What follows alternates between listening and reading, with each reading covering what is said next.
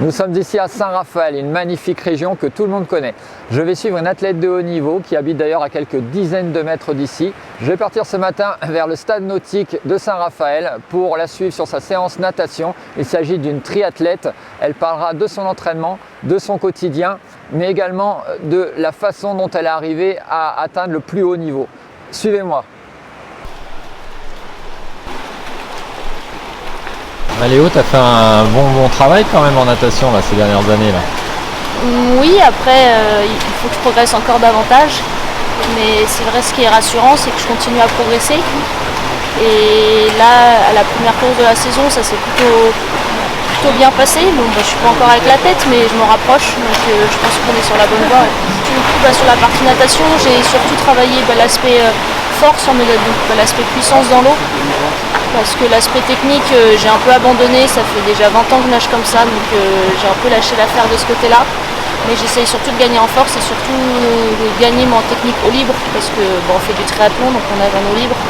Donc essayer de profiter des autres, du drafting, etc. Une bonne séance de 4000 aéros, et là maintenant ça va être une petite pause boulange et un bon petit déj. Après une séance natation, je t'invite Eric à venir prendre le petit déj chez moi, à Saint-Raphaël, où je suis installée depuis le mois de novembre. Je t'en prie, viens on y. Bonjour Léo, donc merci de nous recevoir chez toi aujourd'hui dans le sud de la France. On va t'accompagner pour une journée d'entraînement, donc une journée type. Et puis on va discuter ensemble, de te connaître un peu mieux. Je pense que c'est pour ça qu'on est là aussi, en tant qu'athlète et puis tous ces à côté. Donc est-ce que tu peux nous raconter justement cette journée qu'on va vivre ensemble? Salut Eric, donc c'est un plaisir de vous accueillir dans mon nouveau chez moi. Donc vous allez me suivre sur une journée complète. Donc j'ai commencé par nager à 7h15. Là, c'était vraiment facile ce matin, donc c'était un 4000 aérobie. Ensuite, un bon petit déj à la maison. Et ensuite, je vais partir pour un footing, muscu et un retour en courant. Donc au total, à peu près 1 heure de footing pour 1 heure de séance de muscu. Et cet après-midi, j'irai rouler entre 2h et 2h30. Est-ce que tu peux nous raconter justement comment tu as démarré le triathlon? Et voilà tout ce cheminement pour arriver aujourd'hui à être athlète professionnel. Donc j'ai débuté le triathlon assez jeune, à l'âge de 8 ans, grâce à mon entraîneur de natation de l'époque, parce que j'ai toujours nagé, depuis bébé nageur, je suis dans les piscines. Donc mon entraîneur de natation m'avait proposé de faire du triathlon, sauf que c'était un peu loin parce que c'était au Stade Français, moi j'habitais dans les Yvelines. Donc j'ai juste fait quelques courses, mais j'ai dû arrêter parce que pour un problème de logistique, pour mes parents c'était compliqué. Et donc j'ai pu reprendre à l'âge de 12 ans lorsque le club de Versailles a ouvert une section jeune. Et donc j'ai pu reprendre à ce moment-là, donc à 12 ans, et maintenant j'en ai 28. Et j'ai pas arrêté. Et justement, on parlait du club de Versailles, un peu, il y a pas mal de changements sur 2023. En effet, donc la fin 2022 a été un peu une année du changement, on va dire. Parce que j'ai changé d'environnement, maintenant j'habite à Saint-Raphaël, avant je vivais sur Montpellier depuis 7 ans. J'ai changé également de coach, donc avant je me faisais entraîner par Stéphanie Gros, qui est entraîneur national sur Montpellier. Donc là je suis partie à Saint-Raphaël, donc maintenant j'ai un entraîneur qui est à distance, qui est Romain Lieu, qui lui est basé sur Saint-Étienne. Donc il me fait des plans à distance, mais je profite également du pôle de Boulouris et je fais toute la partie natation avec eux, la musculation également au Krebs, et je profite des infrastructures et du groupe. Justement, tu étais à Montpellier, tu es passé à Boulouris, qu'est-ce que ça change pour toi? Ça reste le sud, donc déjà je suis très bien au niveau du climat. Et non, ce qui change, je ressentais le besoin de changer d'environnement. J'avais vraiment fait le tour à Montpellier, il y avait une sorte de routine qui s'était installée, c'est ce que je voulais pas, j'avais besoin de voir autre chose. Et là c'était plus l'aspect mental, vraiment, j'en ressentais le besoin. Et ici je me sens très bien, très épanouie. J'ai pas mal de proches et je sais que moi j'ai besoin d'être bien entourée pour que tout fonctionne. Et justement, les premiers contacts avec Romain, comment ça se passe, ton entraîneur? Ça se passe très bien. Après, c'est vrai que c'est une première pour moi d'avoir un coach à distance, que jusqu'à présent j'étais en pôle, donc c'est vrai qu'on est un peu dans un cocon. Là je gagne un peu, on va dire, donc en autonomie. C'est à moi de me mettre un petit coup de pied aux fesses quand il faut y aller, quoi. Est-ce qu'il y a personne qui est là à me dire allez, c'est l'heure. Donc non, ça me fait du bien. Ça a été un peu différent au début. Mais là, je pense qu'on a trouvé le bon compromis et je commence à trouver mes repères, donc on est sur la bonne voie. Et ce retour aux sources justement avec ce club de cœur, hein, puisque c'est là que tu as démarré en fait tes premiers pas en triathlon, donc tu peux nous en parler? Ouais, donc en effet, du coup, j'ai vraiment débuté au Stade Français, mais ça a duré que quelques mois. Mais ma première vraie licence, entre guillemets, c'est en effet à Versailles, lors de mes 12 ans. Mais ensuite, là, j'étais au club de Poissy durant 10 ans, c'est ça. Et j'ai eu quelques litiges avec le club. Et du coup, je me suis dit, qu'est-ce que je fais? J'étais fin décembre. Et je me dis, allez, je retourne à Versailles. Donc j'ai directement contacté les dirigeants avec qui j'étais restée en très bons termes.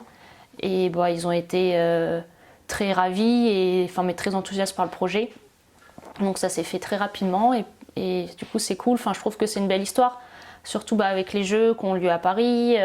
Versailles est une ville haute, donc je pense qu'on a une belle histoire à raconter. Celles-ci me paraissent pas mal. Qu'en pensez-vous? On y va, Oni? Hop, j'installe.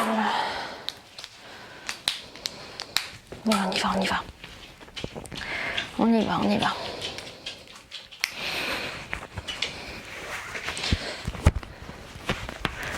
Hop, la montre. Bon Léonie, là tu vas t'apprêter à courir. Petite question, une petite curiosité, ta semaine d'entraînement, ton volume type, le nombre de séances, pour que je me mette un petit peu, je me rende compte ce que ça nécessite comme entraînement. Cette année, je fais un peu plus de volume. Là, on va dire, je m'entraîne entre 25 et 30 heures là, durant l'hiver. Je vais nager 6 fois. Je vais rouler 5 fois et je vais courir 5 fois pour un volume environ en vélo, je dirais 300 km. À pied, entre 50 et 70 bornes. Et à cela s'ajoutent 2 séances de muscu.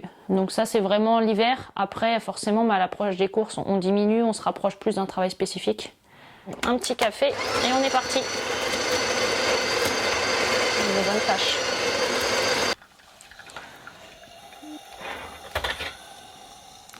Hop, je suis à l'heure, je suis encore dans les clous.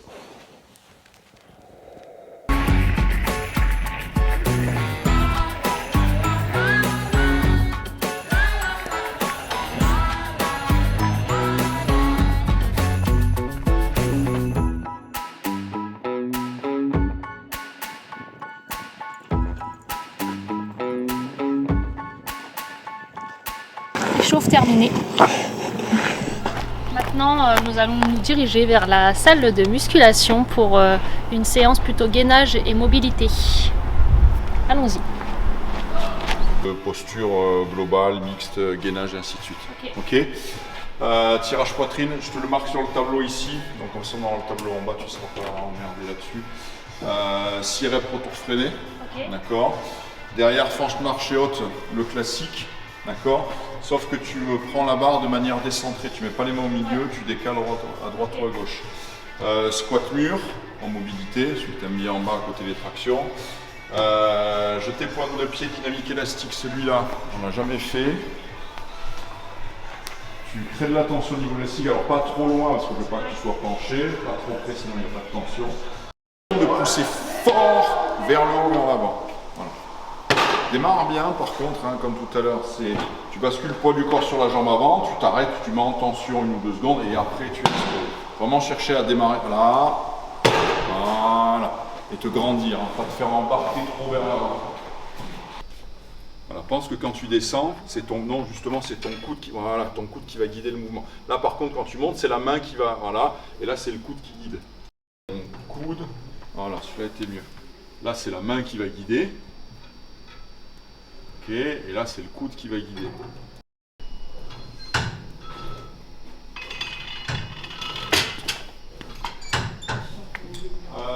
Fente marché haute.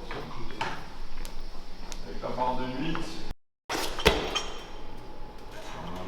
C'est 4-4. Faut acheter ce truc et il faut que tu mettes sur tes appuis pour pouvoir être plus facile sur le haut du corps. Le talon et à dérouler ton pied. Travail de dérouler du pied. Sans faire embarquer vers l'avant. Bien le temps d'être. Voilà, c'est ça. Ton talon qui vient se poser. Voilà. Donc là, j'ai fait 45 minutes plus orienté mobilité gainage. Donc demain j'ai plus une séance muscu, plutôt une pure muscu. Et donc là j'en ai fini pour cette séance. Là je vais partir sur 25 minutes de footing avant de rentrer à la maison, déjeuner, une petite sieste et je pars rouler. Ouais, Léo, est-ce que tu peux nous parler de la façon dont tu as vécu le confinement, parce que c'était quand même un peu particulier? C'est vrai que j'étais vraiment chanceuse, j'étais dans des très bonnes conditions, on était un petit groupe de 7, entouré d'amis dans la maison de Sylvain, donc à Salerne. Et on avait des conditions vraiment exceptionnelles avec un bassin de 25 dans le jardin. On pouvait faire des sessions de home trainer tous ensemble, courir autour de la maison sur une boucle d'1 kilomètre. Donc on était vraiment très chanceuses et au final on a passé 3 mois vraiment super. Ouais. C'est vrai que le premier mois on ne savait pas trop encore le calendrier, si les jeux allaient être maintenus, etc. Donc le premier mois était un peu plus compliqué à gérer, mais après, une fois qu'ils ont annoncé que les jeux allaient être reportés, c'était beaucoup plus détendu. Et c'est vrai qu'on essayait de se lancer un peu des défis, que ce soit culinaire ou sportif, en s'organisant des petits triathlons en interne avec une partie natation dans la piscine, après sur home trainer et une session course à pied autour de la maison. Merci pour cette journée. Déjà, voilà, on a mangé un bon petit repas à midi, une petite sieste. Et puis là, quelle est la suite du programme? Donc après cette matinée natation, course à pied, muscu, je suis rentrée à la maison, j'ai pris un déjeuner, une petite sieste. Et là, il est 15h, je vais partir rouler entre 2h, 2h30. Et ensuite, j'ai kiné en fin de journée pour récupérer de cette journée, pouvoir repartir sur la suivante. Aussi l'occasion d'échanger sur des moments forts pour toi, des moments de sport, hein, bien sûr, avec ta belle performance sur les Jeux Olympiques, mais pas que. Est-ce que tu peux nous parler des moments qui ont été importants pour toi dans ta carrière sportive? Donc les moments forts de ma carrière, c'est bien évidemment les Jeux de Tokyo en 2021, où on termine 3e sur l'épreuve relais mixte, je termine 5e en individuel. Donc c'est une course, ça a été la course parfaite pour moi, notamment sur l'épreuve individuelle. Je ne m'attendais pas du tout à une telle performance. Après, il y a d'autres perfs aussi durant ma carrière, notamment mon premier podium chez les juniors en 2012. Donc je fais vice-championne du monde au sprint. Donc là aussi, ça a été un peu le début de ma carrière de triathlète.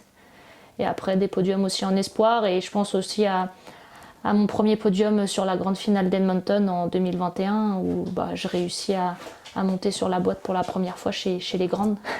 Tu partages aussi la vie avec un ancien athlète de haut niveau, donc est-ce que ça a vraiment un rôle pour toi? C'est quelque chose d'important dans ton quotidien? Parce que c'est vrai que c'est un statut particulier, hein, sportif de haut niveau, pour nous expliquer un petit peu votre vie, comment vous l'articulez. Donc je partage ma vie avec Sylvain Daudet qui est un ancien triathlète, donc forcément il m'amène un œil différent du mien. Il sait aussi comment gérer entre guillemets les caprices d'une sportive de haut niveau. Et il est surtout en fait dans les moments durs parce qu'au final quand tout fonctionne, tout le monde est là, c'est cool. Alors que quand ça va pas, il y a que les personnes très très proches qui sont là. Et lui notamment, il a toujours été là et c'est surtout ça que je retiens. Ouais. Et justement, dans ton entourage, est-ce qu'il y a des gens, en tout cas, qui sont importants pour toi aussi dans ta carrière d'athlète et dans ton quotidien? De toute façon, en tant que sportive, j'ai surtout besoin de tous les à côté. Parce que la perf, en soi, tout le monde s'entraîne, c'est vraiment les à côté. J'ai besoin d'un équilibre et Sylvain en fait partie. J'ai besoin de lui. Maintenant, en plus, il m'accompagne aussi sur les entraînements. Donc, c'est un peu également mon sparring pour son plus grand plaisir. Et donc j'ai besoin de tout cet équilibre à côté. J'ai des amis ici, j'ai donc Angelica Molmo que j'apprécie, avec Léo son copain, j'ai pas mal d'amis, j'ai mon chien aussi, Oni. Et j'ai besoin de vraiment cet équilibre pour que tout fonctionne. Ouais, Oni, il fait aussi partie de la famille, donc tu l'emmènes avec toi aussi dans les entraînements. Comment ça s'est passé d'avoir un chien, mais pour être athlète de haut niveau, c'est pas toujours évident à gérer? Oni, ouais, en effet, c'est un peu un craquage, on va dire. Je suis passée devant l'Icepad Flyosk lorsqu'on était chez Sylvain à Salerne. Et je me suis arrêtée pour la première fois de ma vie dans une SPA et j'ai craqué. Et Sylvain a craqué aussi pour Oni et suite à ça, on l'a pris. Au début, je l'ai pas regretté, mais ça a été un peu compliqué à gérer parce que forcément, c'était un jeune chiot. Et là, maintenant, c'est un très bon sparring également. Il m'accompagne sur mes footings Et il apporte ce petit plus qui fait du bien. Ouais. Cause I gotta go. Let it drive on full power. Never hit the brakes, no come on. I gotta go, I gotta get. I'm on my way to get the full power. I'm at the game, first place, MVP, I say GG. And even if you still don't get it, just wait, I'm about to go like bigger, bolder, faster. I'm going to the maximum. I'm going to the maximum. I'm going to the maximum. I'm bigger, bolder, faster. I'm going to the maximum. I'm going to the maximum. I'm going to the maximum. I'm bigger, bolder, faster.